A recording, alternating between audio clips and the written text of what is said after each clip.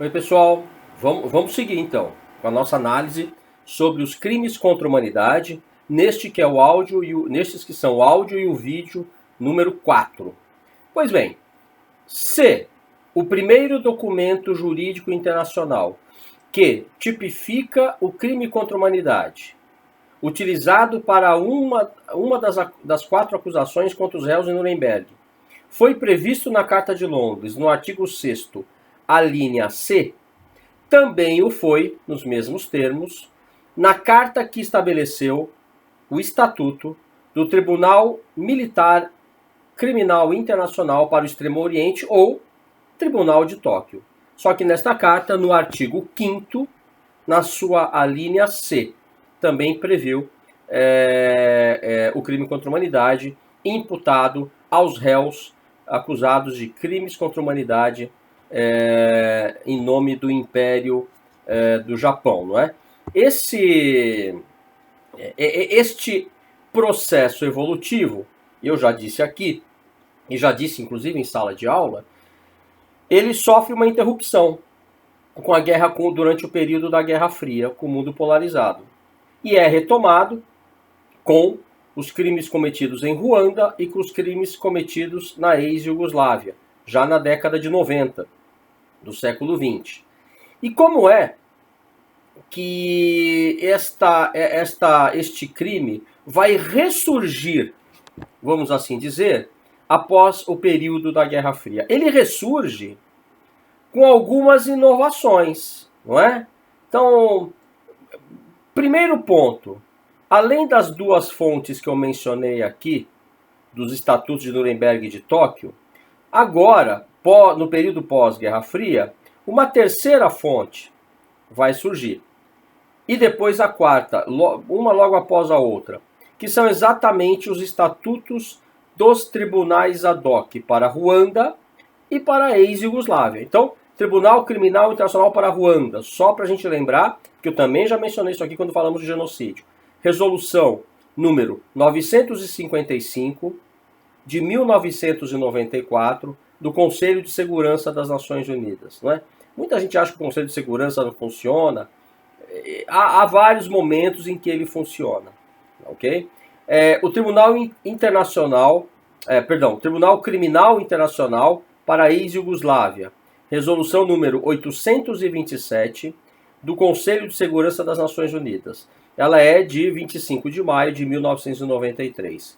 Temos aqui dois estatutos que trarão novidades em relação ao crime contra a humanidade e consolidam também, de certa maneira, no plano internacional, esta visão da gravidade dessas violações a tal ponto em que todos os estados são obrigados a investigá-los e puni-los. Né?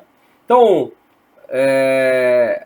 esse processo que vai encontrar em Ruanda e na ex-Iugoslávia, nas suas cortes, acusações baseadas nessas condutas que nós já falamos aqui, vai receber, vamos assim dizer, um reconhecimento permanente a partir da aprovação do Estatuto de Roma. Porque lembrem bem, o Tribunal Criminal Internacional para a ex-Iugoslávia e para a Ruanda eram tribunais ad hoc. Já falamos sobre o que é isso em sala de aula.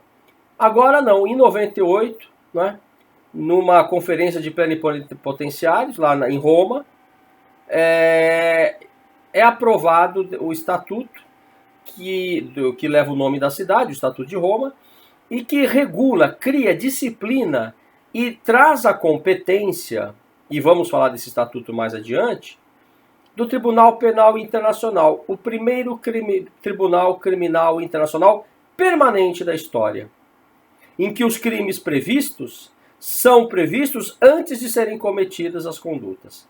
O Tribunal Penal Internacional só tem jurisdição para atuar e competência para atuar em relação aos crimes cometidos após o início de suas atividades, nunca retroagindo.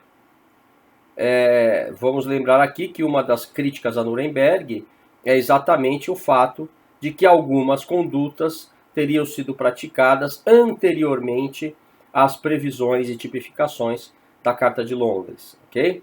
São algumas críticas famosas a Nuremberg, né? Só para a gente lembrar aqui. Primeiro, teria sido um tribunal de vencedores contra vencidos, já que crimes cometidos pelos aliados não foram julgados em Nuremberg. Segundo, não havia possibilidade de recurso.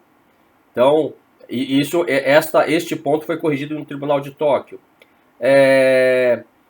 Terceiro, teria ocorrido violação do princípio da anterioridade da lei penal, nulla pena sine previa lege.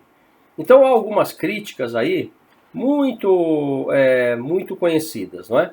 Pois bem, o primeiro tribunal criminal internacional permanente da história é o Tribunal Penal Internacional.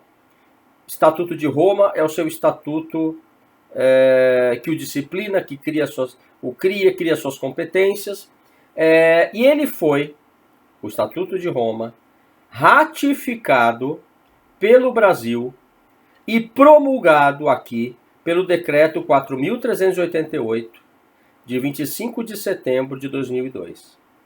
Atenção para o passo da ratificação. Quando um tratado internacional é firmado pelo presidente da República do Estado brasileiro, ele o faz na condição de chefe de Estado. Não significa que o tratado já tem vigência interna, obrigatória, vinculante. Não. Ele precisa ser ratificado pelo Congresso Nacional. Se tiver uma ratificação com 4 votações, 3/5 em cada uma das 4 votações, 2 na Câmara dos Deputados, 2 no Senado.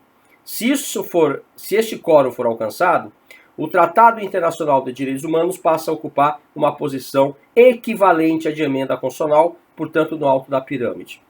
E não pode ser confrontado por normas, ainda que internas, que o violem.